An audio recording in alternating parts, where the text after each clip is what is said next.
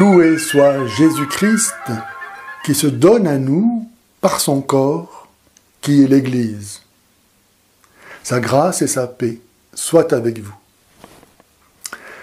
Je voudrais répondre à Morgan Priest qui, dans la vidéo dont je vais vous présenter des extraits, a cru pouvoir démontrer que Saint Pierre n'était pas le premier pape et que donc les catholiques avaient tort de s'appuyer sur la papauté comme sur un des signes évidents de la véritable Église du Christ, laquelle existe de façon ininterrompue depuis 2000 ans, comme le montre précisément la succession ininterrompue des papes depuis Saint Pierre, et donc pas que de façon soi-disant spirituelle, mais en chair et en os, comme son Seigneur, le Dieu incarné, dont elle est précisément le corps. Alors on va parler un petit peu de la papauté, à savoir si Pierre est réellement le premier pape. Quelle question! 2000 ans de saints se seraient donc égarés, trompés, et aujourd'hui, grâce à Morgan Priest, on va enfin connaître la vérité. Une question à laquelle, cependant, Morgan ne répondra pas. Si Pierre n'est pas le premier pape, qui donc l'a été? Alors on est dans Matthieu, au chapitre 16, verset 18. Jésus dit « Et moi je te dis que tu es Pierre, et sur cette pierre je bâtirai mon église. » Il y a deux occurrences du mot « pierre ». Dans le grec, on n'a pas deux fois le même mot. Jésus dit « Tu es Pierre » du grec « Pétros », c'est le prénom masculin, et sur cette pierre du grec « Pétra », c'est un roc en fait, c'est un rocher. N'oublions pas qu'il s'agit d'un texte traduit. Les catholiques doivent se demander s'ils ont saisi la subtilité de l'image employée ici par Jésus, au lieu de lire ça juste comme ça paraît. Jésus ne dit pas « tu es Pétros », c'est-à-dire donc Pierre, le prénom, et sur ce Pétros, je bâtirai mon église. Il dit très clairement « tu es Pétros, Pierre, et sur cette Pétra », c'est-à-dire le roc, je bâtirai mon église. Ce qui veut dire, en fait, que c'est sur la même foi que Pierre, que l'église de Jésus existera. Morgan reproche aux catholiques de n'avoir pas saisi que le mot « Pierre » est rendu par deux mots distincts dans le texte grec et que cette distinction laisserait place à une subtilité. Jésus bâtirait son église non sur Pierre, mais sur la foi de Pierre. Morgan semble ignorer que Jésus parlait en araméen et qu'en araméen, comme le rapporte saint Jean, Jésus appelle Simon « Képha », ce que nous traduisons par Pierre, mais Pierre en grec, langue dans laquelle est écrit le Nouveau Testament, se dit Pétra. Or, Pétra est un mot féminin, et Simon était un homme. Eh ben oui, à cette époque, on ne confondait pas encore les genres. C'est pourquoi, dans la version grecque, Jésus invente un synonyme masculin de Pétra, Pétros. À l'instar de Dieu qui avait déjà changé le nom d'Abraham en celui d'Abraham, ou celui de Jacob en celui d'Israël, pour signifier la mission que recevaient ces patriarches en récompense de leur foi, ou comme il l'avait déjà fait pour Jacques et Jean, en inventant le nom de Boanerges. Jésus donne ici un nouveau nom à Simon, celui de Pétros. Mais il ne pouvait pas dire « sur ce Pétros, je bâtirai mon église », puisque cela était grammaticalement incorrect et n'aurait donc eu aucun sens. En raison de sa confession de foi publique en la divinité de Jésus, Simon reçoit la grâce d'être rendu participant de la solidité du rocher d'Israël et devient donc avec lui le fondement de l'Église. Fondement avec lui. Voilà ce qu'avec tant d'autres, nos amis évangéliques n'osent pas croire, que Dieu partage tout avec nous, jusqu'à nous faire médiateurs de sa grâce les uns pour les autres. Folie pour les païens, scandale pour les juifs. Sur la croix et dans l'Eucharistie, Jésus s'est non seulement donné à tous ses disciples, mais encore, pour le service de ceux-ci, il a donné aux 12, et aux 12 seulement, le pouvoir proprement divin de pardonner les péchés, et même celui d'être avec lui pierre de fondation du temple nouveau. Et de même que parmi toutes les pierres de fondation d'un édifice, une se trouve avoir été posée la première, celle donc à partir de laquelle toute la construction s'organise, ainsi en est-il de Pierre, devenue la pierre de fondation sur laquelle Jésus bâtit son Église au long des âges. C'est ce que dit encore l'adjectif démonstratif « sept », de sept pierres, qui renvoie nécessairement à quelque chose de connu. Or, nulle part dans le texte, il n'est question de Pierre, mais seulement de Pétros.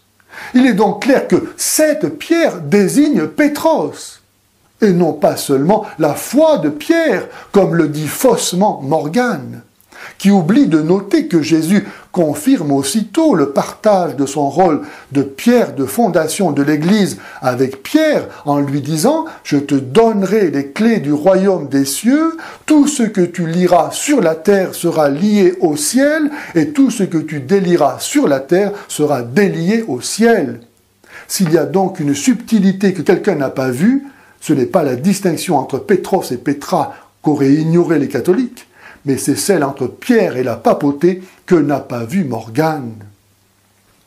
Car ce pouvoir exorbitant que reçoit ici Pierre ne pouvait lui être accordé à lui seul, d'une part parce que Pierre ne serait pas le seul à confesser la foi en la divinité de Jésus, et d'autre part parce que ce pouvoir serait nécessaire à l'Église pour accomplir sa mission tout au long de l'histoire. Raison pour laquelle Jésus dit « Tu es Pierre, et sur cette pierre je bâtirai au futur ». Donc aujourd'hui, Jésus continue à bâtir son Église sur Pierre. Et il le fait grâce à Pierre, qui lors de la nomination de Matthias, en remplacement de Judas, a montré non seulement son autorité devant toute l'Église, mais encore a exposé la nécessité de la succession apostolique. De même que Matthias a reçu la charge délaissée par Judas, de même l'un reçut plus tard celle de Pierre et devint le deuxième pape. En Pierre, Jésus désignait également tous ses successeurs qui incarneraient au long des âges la grâce particulière de Pierre. Pierre allait mourir, mais la papauté allait subsister, car elle appartient à la constitution divine de l'Église, laquelle est le corps du Christ. Et ce corps, comme tout corps, n'existe pas et ne fonctionne pas n'importe comment. Mais comme dit saint Paul, il est organisé.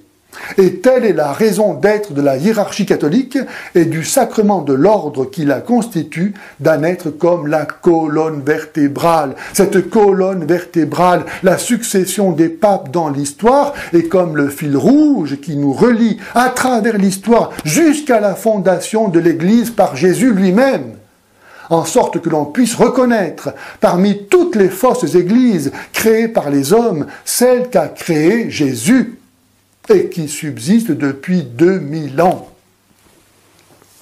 Ainsi les catholiques peuvent-ils réellement ne faire tous qu'un, non seulement à un moment donné du temps, de façon synchronique, par la même communion de foi avec le pape régnant, qui a reçu la promesse que jamais l'Église bâtie sur lui aujourd'hui ne serait vaincue par les puissances de l'enfer, mais à travers l'histoire, de façon diachronique, parce que reliée à la même origine, la fondation de l'Église sur le premier pape. Il faut donc le dire et le redire à tous les chrétiens non catholiques. Refuser le mystère de l'incarnation de Dieu dans son corps ecclésial comme eucharistique, c'est rendre vaine son incarnation dans le sein de la Vierge Marie et donc se damner. Si nous disions à Pierre que c'est lui qui a bâti l'Église, il refuserait clairement cet honneur. Donc non, Pierre n'est pas le premier pape de l'Église chrétienne. Il ne devrait pas y en avoir. Jésus est le seul chef de l'Église.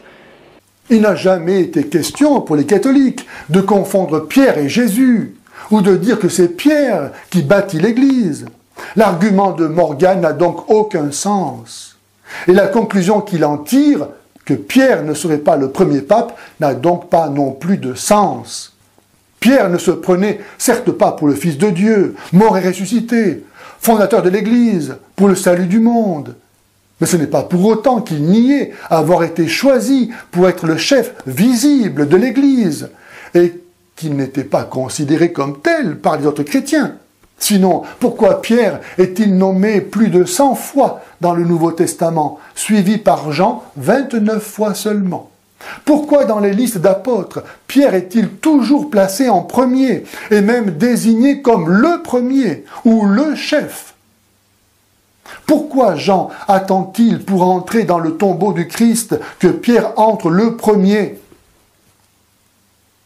Et s'il ne devrait pas y avoir de pape, pourquoi Jésus a-t-il donné à Pierre de telles prérogatives qu'il n'a données à personne d'autre? Pourquoi depuis 2000 ans les catholiques ont-ils un pape? Jésus n'a-t-il pas annoncé que la véritable Église n'aurait qu'un seul chef? Pourquoi? Sinon parce que l'unité des croyants rend témoignage de leur commune connaissance de la vérité, qui est une, et que leur communion est la célébration de leur réconciliation avec Dieu.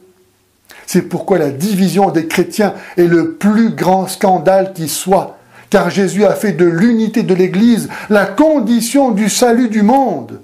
Malheur donc à celui qui se sépare de l'Église ou refuse d'y entrer. On ne peut être à la fois pour et contre le Christ. Tant que Jésus était sur cette terre, il était en sa nature humaine le chef unique et visible de ses disciples. Et en sa nature divine, leur chef invisible. Remonté au ciel, il n'a pas cessé d'être le roi invisible de son Église et de la bénir par toutes sortes de grâces. Mais en emportant au paradis son humanité glorifiée, il n'a pas laissé pour autant son Église livrée à l'anarchie, mais a laissé à sa place quelqu'un qui assure le gouvernement visible de l'Église. Ce quelqu'un qui est son lieutenant, son vicaire, c'est le pape, fondement, tête et centre de l'Église. Le pape est le dépositaire visible de la puissance spirituelle du Christ. La foi n'existe pas en l'air, elle est incarnée où elle n'est pas. L'Église, qui n'est pas un bâtiment faite par les mains de l'homme, mais c'est une Église spirituelle.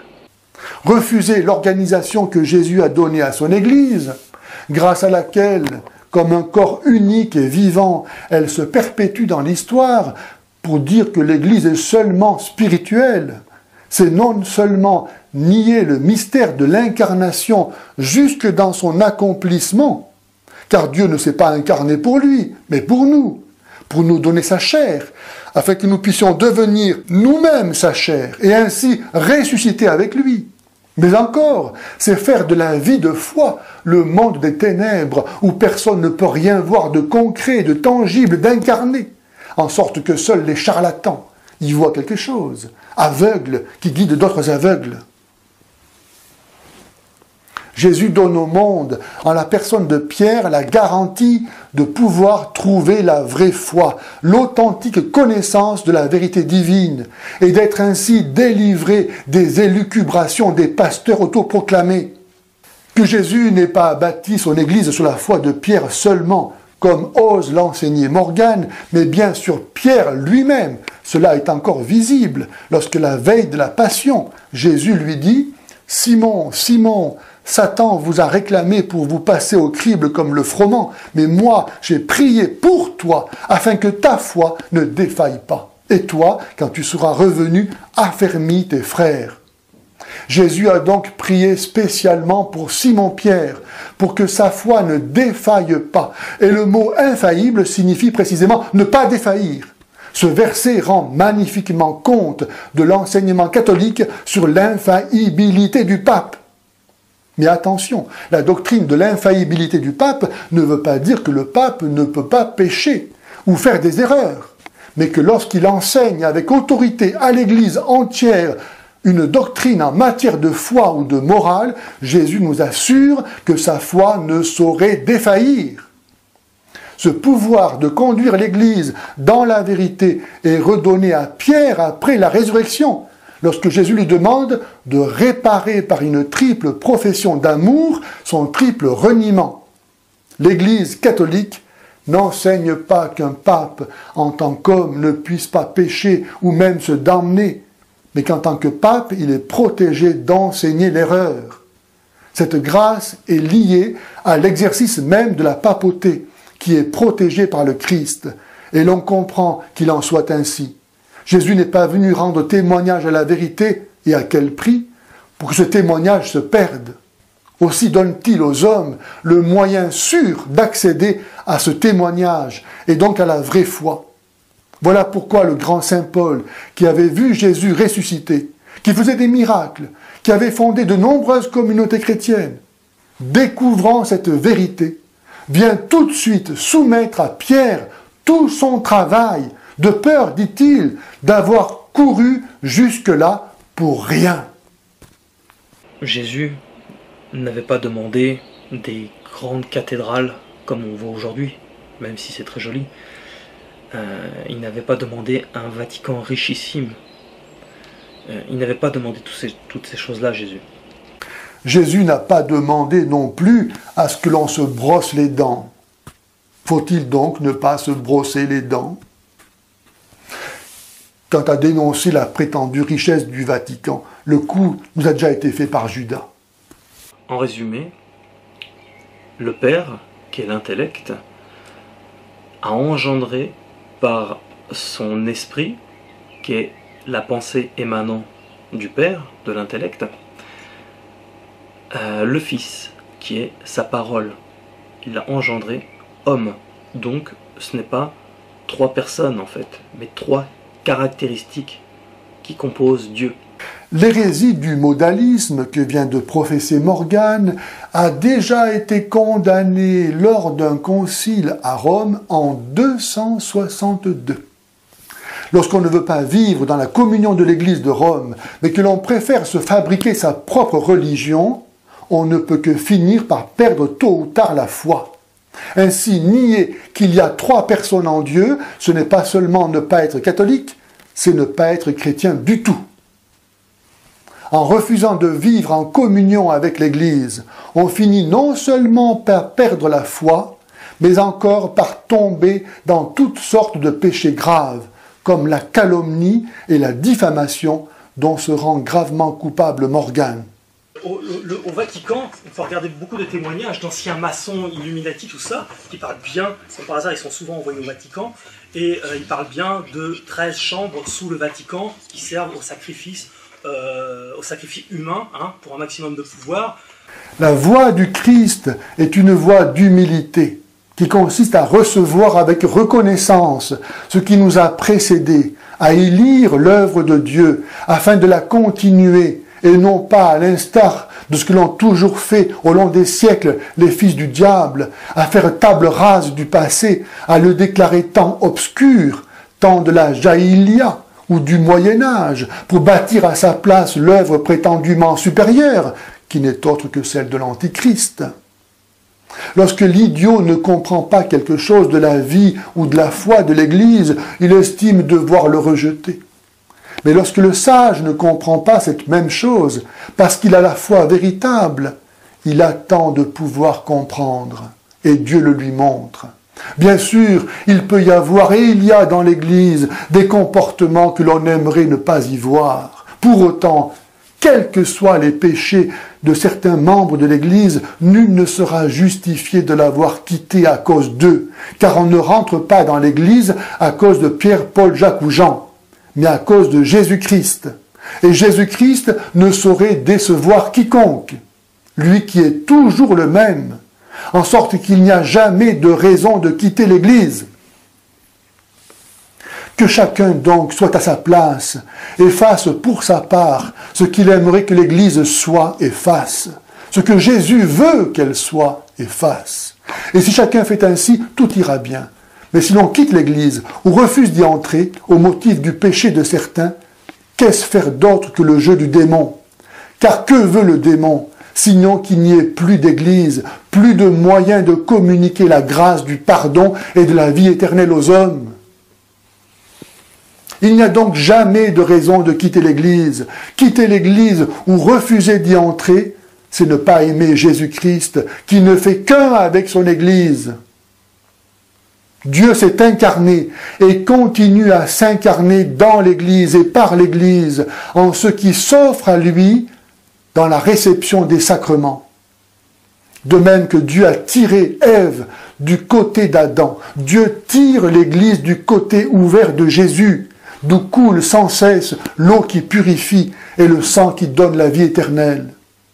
L'Église, c'est Jésus-Christ lui-même, continué, répandu et communiqué à travers l'histoire et le monde. Aussi, est-ce une stupidité sans borne que de délaisser l'enseignement bimillénaire de l'Église pour se fier à sa propre jugeote dans la lecture de la Bible, comme si ce n'était pas l'Église qui a façonné la Bible, et comme si la Bible elle-même ne mettait pas en garde contre une lecture hors de la communion de l'Église. La stupidité des réflexions de Morgan montre assez que ce n'est pas l'humble soumission à la vérité qu'il cherche. Ce qu'il cherche, ce sont des disciples, afin d'accomplir pour sa part la prophétie de saint Paul. Du milieu même de vous se lèveront des hommes tenant des discours pervers, dans le but d'entraîner les disciples à leur suite.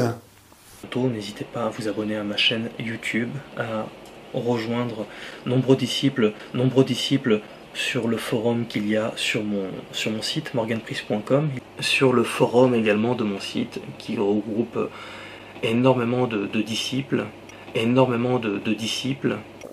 Dans cette voie de perdition qu'est la haine de l'unique Église bâtie par Jésus, Morgan se prépare le sort des sarments coupés de la vigne qui se dessèchent et finissent dans le feu de l'enfer. Dans cette voie large et spacieuse où beaucoup s'engouffrent, parce que dans leur folie, ils préfèrent leur propre jugement à l'enseignement bimillénaire de l'Église. Qui sait si Morgan ne va pas reconnaître l'autorité de Christophe XVIII? Alors, Pape Christophe XVIII, nous sommes là devant vous ce matin et depuis 9h, vous avez présidé à l'Eucharistie tout à l'heure devant les milliers de fidèles chrétiens catholiques qui ont fait donc le déplacement du CEG1 à Boumécalavik ce matin. Dites-nous si on peut désormais dire que dans le monde, il existe deux Vaticans. Dans le monde, il n'existe pas deux Vaticans.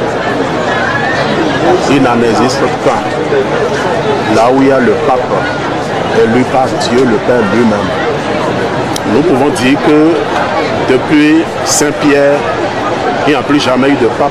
C'est maintenant que vous avez encore le deuxième pape, disons, pour l'humanité. Et tout le peuple béninois doit se réjouir du fait que Dieu ait pu choisir ce petit pays pour prendre chair. Et désormais, toutes les nations viendront au Bénin. Ils vont croire que c'est un rêve, mais c'est une réalité. Ceux qui ne croient pas aujourd'hui seront obligés de croire demain parce qu'il n'y a pas d'autre Dieu. Et tout ce que lui a prévu se réalisera. C'est lui qui a nommé son pape. Et désormais, le cœur de la chrétienté se trouve à Panama. Et plus à nul autre endroit. Alors, ici. Dites-nous, Pape Christophe XVIII, qu'est-ce qu'il faut concrètement retenir de l'Église? Le seul qui a le pouvoir sur vous, c'est Dieu le Père. Et c'est à moi, Christophe XVIII, qu'il a confié maintenant son Église au ciel et sur la terre. Le maître de la vigne est là. Le vrai vigneron est là. Et c'est lui qui va tout changer. Il m'a choisi un peu comme modèle d'humanité pour vous.